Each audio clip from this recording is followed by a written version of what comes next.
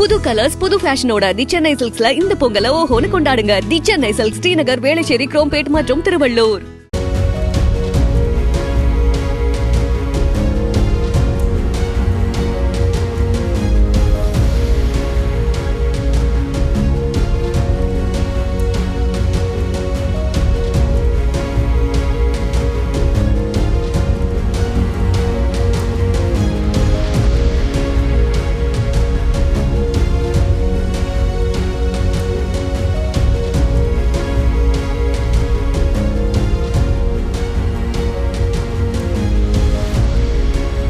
தமிழ்நாடு உலக முதலீட்டாளர்கள் மாநாட்டில் கலந்து கொள்வதற்காக முதலமைச்சர் மு.க.ஸ்டாலின் அங்கு வருகை புரிந்திருக்கிறார். அந்த காட்சிகளை திரையில் நாம் பார்த்து வருகிறோம்.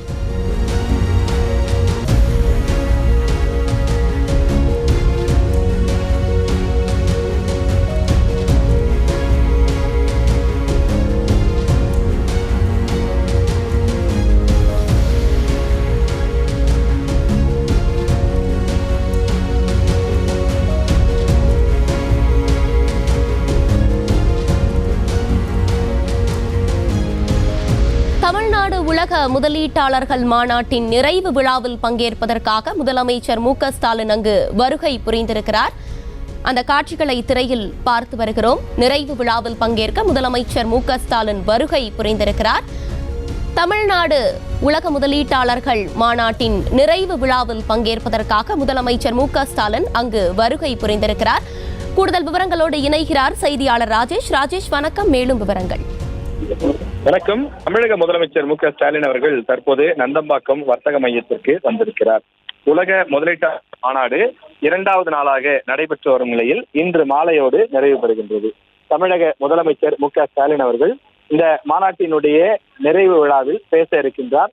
குறிப்பாக இந்த 2 நாட்களில் தமிழ்நாட்டிற்கு கிடைத்த முதலீடுகள் எவ்வளவு என்ற அதிகாரப்பூர்வ அறிவிப்பையும் தமிழக முதலமைச்சர் அவர்கள் வெளியிட இருக்கின்றார். இந்த மாநாட்டினுடைய முக்கிய நோக்கம் 2 நாட்களில் 5.5 லட்சம் கோடி முதலீட்டை ஈர்ப்பது. ஆனால் முதல் நாளிலேயே 5.5 லட்சம் கோடி முதலீடுகள் ஈர்க்கப்பட்டதாக நேற்றைய தினம் அரசு துறை அதிகாரிகள் தெரிவித்திருந்தார்கள்.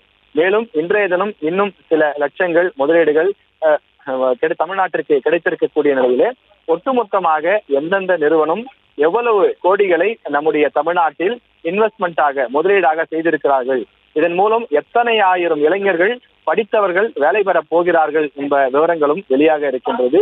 எனவே தமிழ்நாட்டை பொறுத்தவரையிலே ஒரு குறிப்பிட்ட சில மாவட்டங்கள் மட்டும் வேலை வாய்ப்பு பெறும், சில குறிப்பிட்ட மாவட்டங்களில் மட்டும் தொழில் நிறுவனங்கள் தொடங்கப்படும் என்ற நிலை மாற்றி தமிழ்நாட்டில் இருக்கக்கூடிய பெரும்பாலான மாவட்டங்களுக்கும் இது பரவலாக்கப்பட்டிருக்கிறது. குறிப்பாக தென் மாவட்டங்களாக இருக்கக்கூடிய திருநெல்வேலி, தூத்துக்குடி உள்ளிட்ட இடங்கள் எல்லாம் கூட முதலீடுகள் ஈர்க்கப்பட்டிருக்கிறது. எனவே இந்த உலக முதலீட்டாளர்கள் மாநாடு என்பது ஒரு சிறப்பு வாய்ந்ததாகவும் முக்கியத்துவம் வாய்ந்ததாகவும் தமிழக மக்களால் பார்க்கப்படுகின்றது. ஏனென்றால் தமிழ்நாட்டை பொறுத்தவரையில் பொறியியல் படித்தவர்கள் அதிகம். இந்தியாவிலேயே பொறியியல் படித்த பட்டதாரிகள் என்று சொன்னால் தமிழ்நாட்டில் தான் அதிகம். அந்த அளவிற்கு அதிகமான பட்டதாரிகள் நம்முடைய தமிழ்நாட்டில் இருக்கக்கூடிய நிலையில் இங்கு வேலை வாய்ப்புகளின் தேவை என்பது மிக அதிகமாக இருக்கின்றது.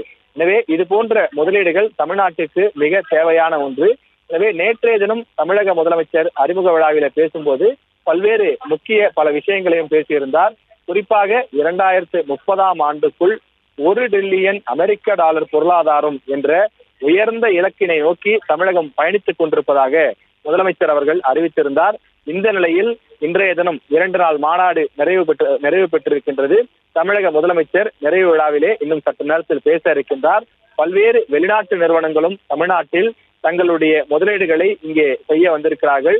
தமிழ்நாட்டில் பல வெளிநாட்டை சார்ந்தவர்கள் முதலீடு செய்வதன் மூலமாக லட்சக்கணக்கான கோடி ரூபாய் நம்முடைய மாநிலத்திற்கு வருவாய் ஏற்படும். அது மட்டும் இல்லாமல் நம்முடைய இளைஞர்களுக்கு வேலைவாய்ப்பு ஏற்படும் என்பது ஒரு மகிழ்ச்சியான செய்தியாக பதிவாகி இருக்கின்றது. எனவே எவ்வளவு முதலீடுகள் ஈர்க்கப்பட்டிருக்கிறது என்ற விவரத்தை அறிவிப்பதற்காகவும் வந்திருக்கக்கூடிய முதலீட்டாளர்களுக்கு நன்றி தெரிவிக்கக்கூடிய வகையிலும் அடுத்தடுத்து கட்டமாக தமிழக அரசு என்னென்ன புதிய ஏற்பாடுகளை செய்ய போகிறது என்பதையும் முதலமைச்சர் அவர்கள் இன்னும் சற்று நேரத்தில் அறிவிக்க இருக்கிறார். செய்திகளை உடனுக்குடனும் துல்லியமாகவும் தெரிந்து கொள்ள சப்ஸ்கிரைப் பண்ணுங்க.